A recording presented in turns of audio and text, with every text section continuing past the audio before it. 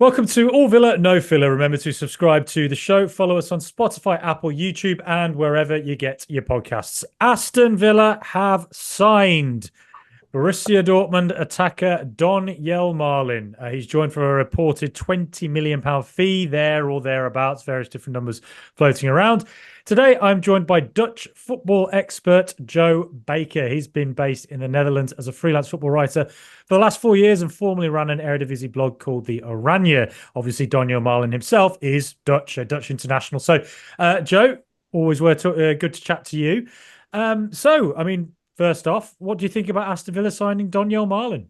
Well, firstly, I'm quite happy that they've actually signed him because last time I spoke to you, we did a good old pod about the child Hertrauda at Feyenoord. He ended up going to Red Bull Leipzig instead, so that was didn't go to plan. But I'm actually really happy they've signed him. I kind of came out of the blue actually. I didn't even think that Dortmund or their manager saw him were looking to move him on. I think if you look at the bare facts, it's a really good acquisition for Villa. You mentioned it's around 20 million. Now, if you factor in that this is a versatile forward who has been capped 41 times by the Netherlands, he's highly experienced as a Champions League footballer, as part of the Dortmund team that got to the final last season. He's extremely versatile, which we'll get to, I'm sure, in more detail. And he's also at a prime age for a forward. He's about to turn 26 in a couple of days. So that's a pretty good peak age for a forward these days. And I think for 20 million in the current market, that's a really good piece of business by Aston Villa, definitely.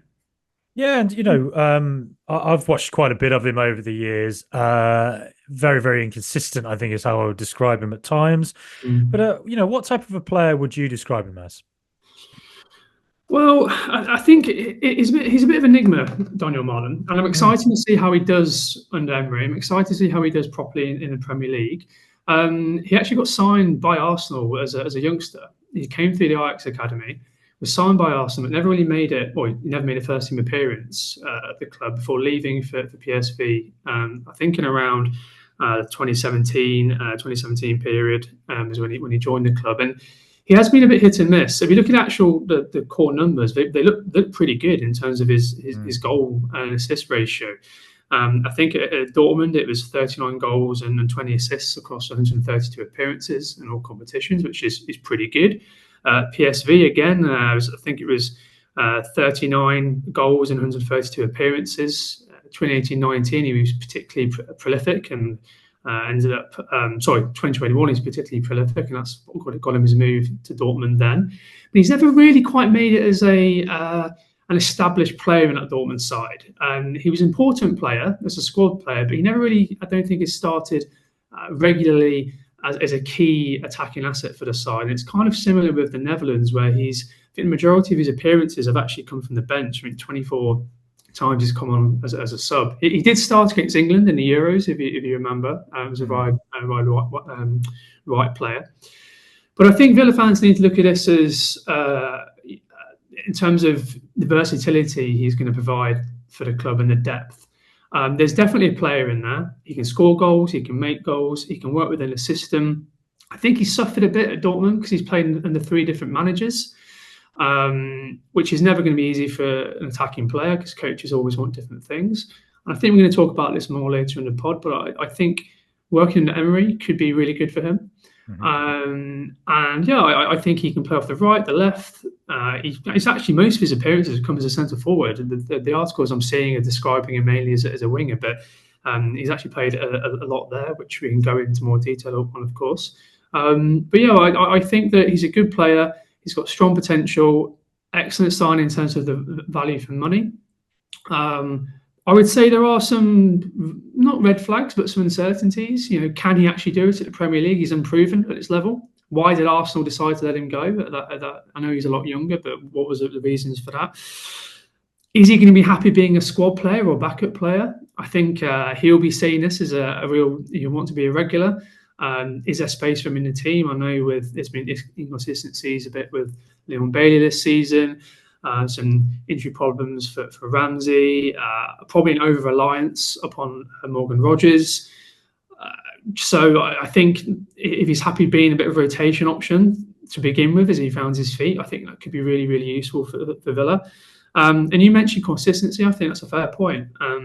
He's not delivered consistently yet, but as you've seen over the years, forwards develop different speeds. They hit the ground running at different speeds, and I think there's a good chance it might work out with him quite well at Villa Park. Right, and in the years I've watched him, obviously Borussia Dortmund he tended to be out wide, but I do know he has played kind of as a striker role or sort of a more central role before, and apparently one of his best strengths has actually been back to goal. This is what I've been reading amongst a lot of Dortmund fans, and Dortmund fans, some have said that it's almost like they never quite played, or a lot of the time didn't quite play him in what might have actually been his strongest position. Whereas Aston Villa, we play with the second striker, playing someone off the front man. So I wonder if he might come in and do that Diaby role that we had last season. Moussa Diaby played as our second striker. Whether we might see Malen go more central. Is that, you mentioned versatility. Just how versatile is he? Sort of where could we expect to see him?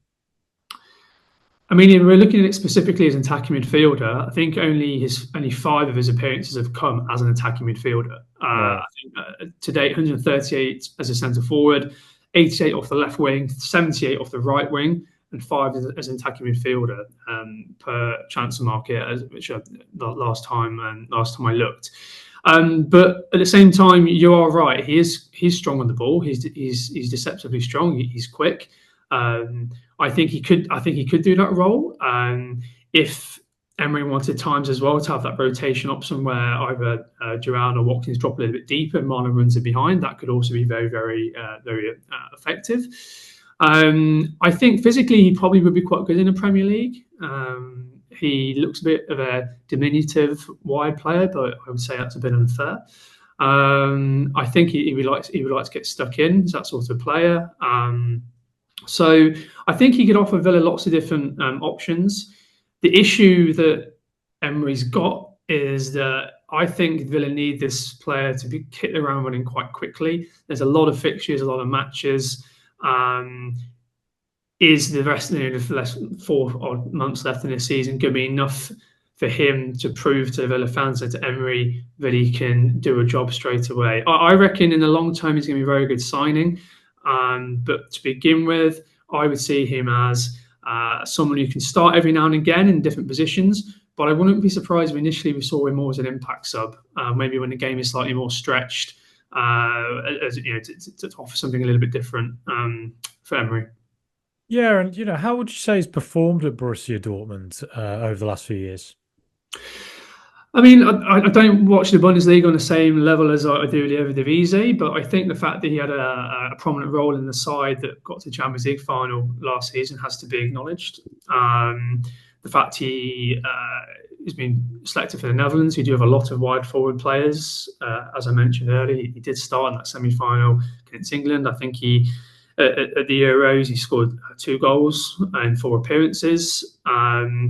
And arguably, he wasn't being playing his best position. I think Koeman was playing him out wide on the right. Is he better more centrally? So I think he was there for 3.5 seasons. I think Dortmund are selling him more just with the money in mind. They've always been a selling club. They're very good at doing that and clocking an extra young player to bring through.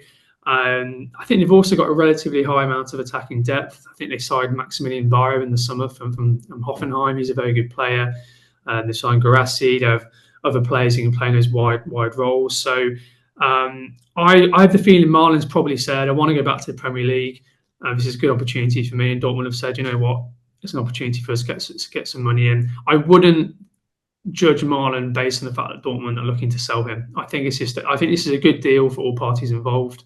And I think Malen will feel, and this is definitely positive, I think Malen will feel he has a real point to prove.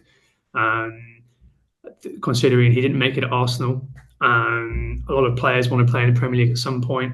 He's probably been seeing his Dutch colleagues at international level doing well over here, like Gravenberch, Gapco.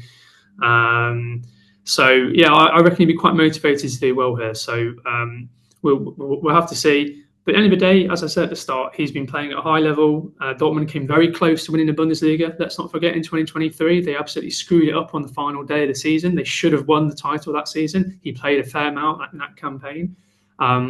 So he's been part of title races. He's been to a Champions League final. He's played and scored in the European Championships. And let's be honest, how many players have Villa got at the moment in attacking areas who've done that? Yeah, it's kind of amazing that if you look back on the Champions League final, Dortmund versus Real Madrid last May, 2 players from Dortmund's team are now playing for Aston Villa. Ian Maatsen, another Dutch player, and Donyell Malen, which is quite amazing, really. Obviously he's a Dutch international. He's quite a prominent figure within the Dutch national team, and he's had a very successful time at PSV. So how highly rated is he in the Netherlands? So it's an interesting one. I was over the summer watching the Netherlands in pubs and bars during the Euros. You wouldn't get much of an excitement when Malen was coming off the bench. Right. You know, sometimes you get this moment of excitement when a player's finally on and fans are going, "Oh, where was he? Or why was he not starting?" I think that he left the Netherlands very, very early and he did very well at PSV, but I think his peak years have so far come away from the Netherlands in the Bundesliga. He did very, very well in that 2020-21 season. I think he got 19 goals and 8 assists that campaign. So he was one of the top forwards in the Eredivisie that year. And I think most people knew at that point PSV were going to cash in on him. They weren't the side they are now as Eredivisie champions and top of the league at the moment. I think he's someone who isn't really spoken about in the same breath as other top people like Cody Gakpo, for example. I think that he's seen as from Dutch fans as a good squad option for the national team. I think Dutch football fans are very proud of their players who are doing well abroad and appearing for other clubs who are doing well. But I wouldn't say he's seen as one of their top strikers. But the Dutch have quite high standards in that regard. If you look at some of the forwards they've had down the years, Van Nistelrooy, Van Persie, to say the least, he's competing against challenging players, past and at present. And also, I think with the Netherlands at the moment, I mentioned one player there, Gakpo. You've also got Xavi Simons as well. They are ahead of Malen, in my opinion. They are. I don't know if you saw Xavi Simons at the weekend returning from injury. He was fantastic for Red Bull Leipzig. So they are quite well stocked in those areas at an international level. So I wonder if the attention for Malen's maybe drifted elsewhere. But things can change very, very quickly. If he really kicks on at Villa, the Premier League is a very high level, a high profile. Things could change very, very, very quickly. But he is perceived as a good player in the Netherlands, but I wouldn't say he's perceived as one of the top strikers to come out of the country. Okay. What I would say, just for Villa fans listening, is that if you think of, we've just sold we're apparently about to sell Jadon Philogene to Ipswich for around 23 million is a number put out there. So essentially Malen's coming in to replace him, and Malen has a much higher pedigree than Philogene. So I think for Villa fans listening, we've essentially we've upgraded really in this transfer window with a different option, I think, is despite some of these inconsistencies that we've seen in his career at times. Which brings me on to the question of, Unai Emery has a track record of working with players who may not have reached their full potential and then improving them. And I think I've listened to a couple of podcasts. Andy Brast on the Continent actually mentioned this as well, European football expert, that, maybe Emery is the coach Malen's been looking for. Do you think there's a chance that that's true? Yeah, look, I don't think Unai Emery would want to move in January for a player as a panic buy. I think he would move for a player if he thinks it's someone he can genuinely work with. I don't think he likes to unsettle things in a squad. He knows exactly what he wants from his players. I don't think this is a panic buy where they've gone, we are short in forward areas, let's just find a bargain buy. Oh, Marler's on the market, he can do a job for us, let's get him. I think Emery's, you may know more than me on this. I don't know how involved he will have been in the transfer, but I'm assuming he would have had a fair bit to say. Yeah. But I don't think Malen would be joining the club unless Emery believes he can work with him and help develop Malen and also help Malen to develop Villa. So I think Villa fans should be quite excited and confident about that. As I think I mentioned earlier on, Malen is an intelligent footballer. I think versatility sometimes can be used as a stick to hit people with, particularly forwards when the numbers maybe aren't as high as others. But if you think about the demands on top Premier League teams playing in Europe, physically, the amount of games they've got to play, having someone who can slot in and give you like a 7 out of 10 almost every time in about 3 or 4 different positions is pretty invaluable. And then look, I don't know much about Jaden Philogene. On paper, it sounds a bit of a shame and a bit of a weird one that he's being moved on so quickly after being signed. But it's 100% an upgrade. No offense to Philogene, he's not really made it yet, I don't think, at the top level. Malen's got his questions, as I said, over playing in the Premier League, but there's no doubt in terms of his experience, what he offers now, he's a very good player. And it will be interesting to see, particularly over the first few weeks, maybe the first month, where Emery uses him. Does he bring him slowly into the team, a bit like he's done with Ian Maatsen, who, if I'm honest, I was surprised that Maatsen wasn't the starting left-back. Luca Dean, I know, is very, very good, but I thought Maatsen was being brought in to start, but he's maybe starting to gradually get more game time. Will Emery do the same with Malen, or will he say, look, this is where we need you, maybe off the right-hand side, potentially? You may know more than me, but I don't know how Leon Bailey has done this season. Has he been as consistent as the last campaign? No. Does he need a bit of a break? But yeah, I think maybe an attacking 3, for example, of Malen, Rodgers, and I don't know, like Ramsey in behind Watkins or Duran or something like that. I think that's quite an exciting quartet for Villa. Yeah, and how good do you think Malen could be? If Malen can find consistency, and you think of him at his best, you think of his best games, how good could he be if he hits his full potential and finds that level of consistency? Yeah, good question. I think he does have a ceiling, and I think that ceiling is below the top strikers. Do I think he could be a prolific striker in the Premier League? I think we have to go from the evidence we've seen so far, and I would say no, if I'm being totally honest. But is he someone who can, say if he's at Villa for the next 3.5 seasons, is he someone who can contribute double figures for goals each campaign and also double figures for assists? I reckon he could do. Right. And that's having a player like that, that's good. We don't always, forward players, they get measured so often by people like Erling Haaland or Mbappe or Vinicius Junior. And it's just not realistic. It's not, they're the elite for a reason. Just because he's maybe not going to hit those stratospheric levels doesn't mean he can't be a very good player for Villa, depending on how long he stays at the club. He's coming to Villa, as I mentioned earlier, around a peak age. It's a really important part in his career. For a striker or forward player, those years between 25 and 30, that's a time where if you're going to really make it, if you're going to really show yourself to be a top striker / forward, they're the years you want to do it. And I don't think he'd be making this move unless he thought Villa was the right place for him, that Emery is the right coach for him, and it's the environment that can really help take him up to the next level. So yeah, as I say, I think it's a good signing. We have to manage expectations. I don't think he's going to be a prolific goal scorer. I hope I'm proven wrong. But I think he will offer a lot to Villa with goals, with assists, with his versatility, his in-game intelligence. And yeah, I'd say in that sense, I think it's a good move. Right. And, just as a final question, do you think he's sort of a natural born player for the Premier League? Do you think that's just a league that he can go into and, perform well? It's a good question. It's a really hard one to answer, to be honest with you. I think, look, I love the Eredivisie, but if he comes straight from the Eredivisie, I would be saying he needs a bit of time.